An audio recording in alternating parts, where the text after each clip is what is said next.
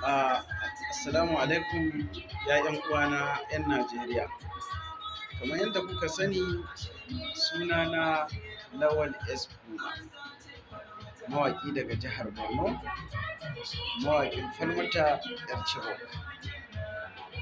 Na fito wannan ƙafa saboda in ba masoya na haƙuri ta dalilin rashin zuwan waƙar Falmata kashi na biyu. Masoya maza da mata suna ta kirana a waya da cewa ba su ji waƙar Falmata kashi na biyu ba. To ina ba masoya na haƙuri da ɗan jinkiri da aka samu. Jinkirin da aka samu kuma dalili shine mun ɗan yi ma gwamnati uzuri ganin ta jajirce ta dawo da 'yan matan da aka sace a makarantar Chibok.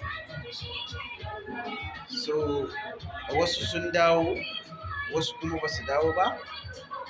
Na sa ido akan hakan, ban ga Falmata ta dawo ba, ma'ana Falmata 'yar Chibok. Kasancewar wannan true life story ne, ma'ana tabbatacciyar labari, shi yasa na ɗan dakata in ji wani information, ma'ana in ji wasu bayanai akai. To Allah bai sa mun ji wasu bayanai akan wancan Falmata ta dawo ba. Insha Allahu ina nan na shirya tsaf wajen kawo muku waƙar Falmata kashi na biyu. Masoyana, kullum ku kasance da Buma TV, ka danna subscribe